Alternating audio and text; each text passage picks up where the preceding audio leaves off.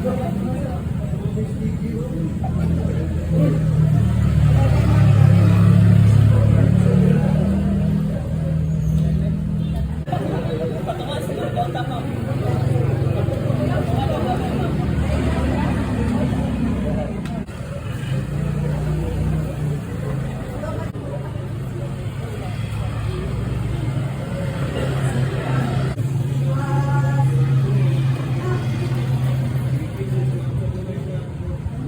morning, ma'am, sir, attendance po.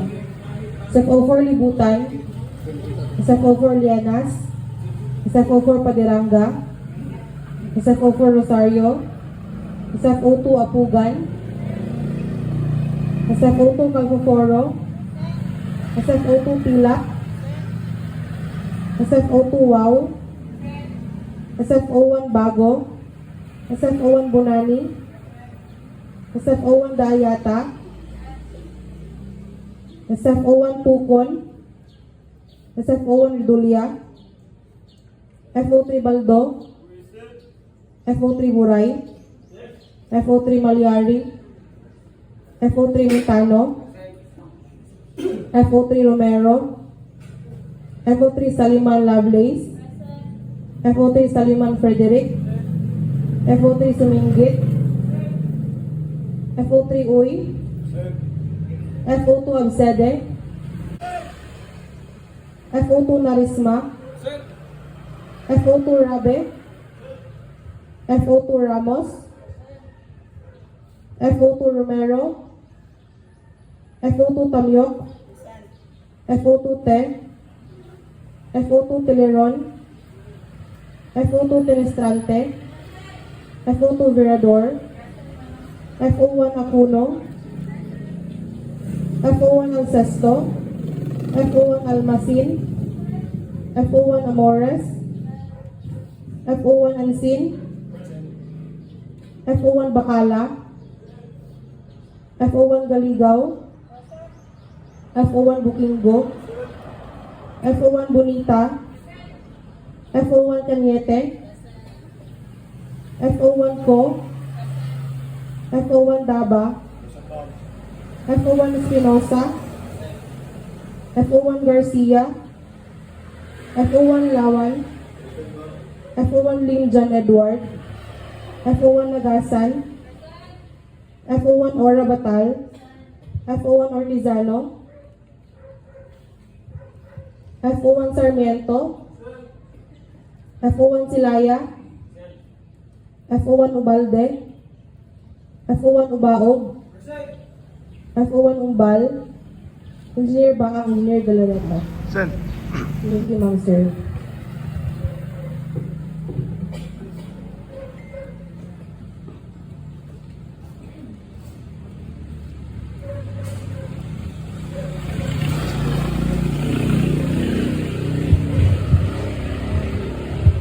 Assistant Regional Director for Operations, Fire Senior Superintendent Rex Gibern L. Salvania, sir. To other key officers, fellow firefighters, non-uniform personnel, ladies and gentlemen, good morning. Welcome to the Bureau of Fire Protection Regional Office 10 Traditional Monday Flag Raising Ceremony.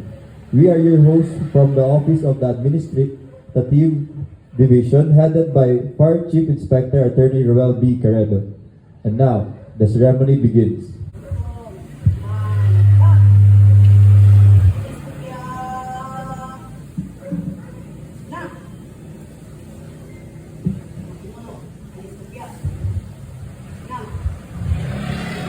Let us bow our heads in prayer in the name of the Father, the Son, and the Holy Spirit. Amen. Heavenly Father, we thank you for gathering us today as one family in the Bureau of Fire Protection Regional Office 10. As we begin our flag raising and convocation program, thank you for the gifts of life, for the strength to serve, and for the opportunity to protect and help our communities. We ask for your guidance, wisdom, and protection for all our firefighters and personnel as they perform their duties with courage, discipline, and compassion. Bless our leaders with wisdom and help us work together in unity and dedication in fulfilling our mission. Lord, we also lift up to you our world today. In this time of conflict and war among nations, especially the tensions between Iran and the United States, we humbly pray for peace in the hearts of leaders and nations. Comfort those who are suffering, protect innocent lives, and guide all countries and toward dialogue, understanding, and reconciliation instead of violence. May your peace reign in our world, in our nation, in our communities, and in our hearts. All this we ask in your mighty name. Amen. In the name of the Father, the Son, and the Holy Spirit. Amen.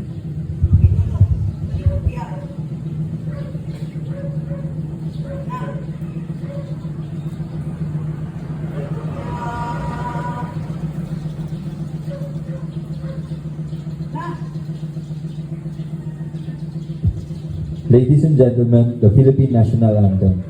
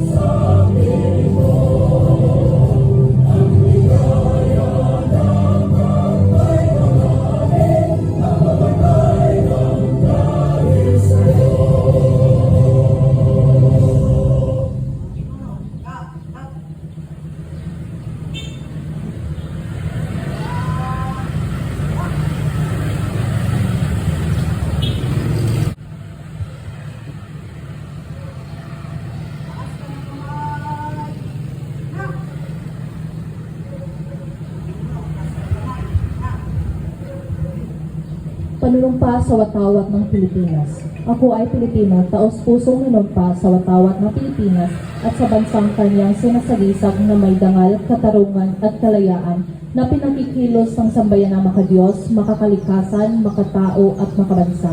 Panunumpa ng lingkod bayan sa bagong milenyo. Ako ay isang lingkod bayan, pangangalagaan ko ang tiwalang pinagkaloob ng mamamayan. Maglilingkod ako na may malasakit, katapatan at kahusayan na walang kinikilingan. Magiging mabuting halimbawa ako at magbibigay ng pag-asa at inspirasyon sa aking kapwa lingkod bayan. Lilinangin ko ang aking sariling kakayahan upang sa lahat ng panahon ay mapaglingkuran ko ng buong kahusayan ang sambayanan. Hindi ako makikibahagi sa mga katiwalian sa pamahalaan. Pipigilan at isiwalat ko ito sa pamamagitan ng tama at angkop na pamamaraan. Isa sa buhay ko ang isang lingkod bayang makadiyos, makatao, makakalikasan at makabansa. Tutugon ako sa mga hamon ng makabagong panahon tungo sa adikain ng matatag, maginhawa at panatag na buhay. Sa mga tungkulin at hangarin ito, kasihan nawa ako na may kapal. Panata sa bagong Pilipinas. Bilang Pilipino, buong pagmamalaki kong isa sa buhay ang bagong Pilipinas. Buhay sa aking dugo ang aking lahing dakila, magiting at may dangal. Palaging dadalhin sa puso, isip at diwa ang aking pagmamahal sa kultura at bayang sinilangan. Kaisa ng bawat mamayan, iaalay ko ang aking talino at kasanayan sa pagpapaunlad ng aking bayan. Taglay ang galing na naaayon sa pandaigdigang pamantayan. Magiging may instrumento ako sa pagsulong ng kagalingan, karunungan at kapayapaan. Makikiisa at makikilahok ako sa mga adikain ng pamahalaan dahil ang kaunlaran ay hindi lamang responsibilidad ng iilan. Isusulong at pangangalagaan ko ang karangalan, kalayaan at interes ng aking bayang minamahal. Bilang Pilipino na may pagmamahal, pakialam at malasakit, hindi makasarili kundi para sa mas nakakarami, tatahakin ko ang landas tungo sa isang bagong Pilipinas.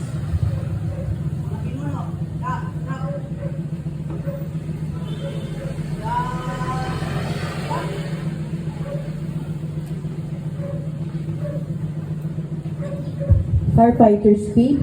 I believe in the Almighty God, the architect of the universe and the creator of the firefighters. I will faithfully love and obey Him. Ask for His enlightening guidance in the performance of our sworn duties and responsibilities, and to set good example. I believe that respect for authority is a duty. I will defend the Constitution, respect the laws of the land, obey the rules and regulations, follow legal orders, and this code.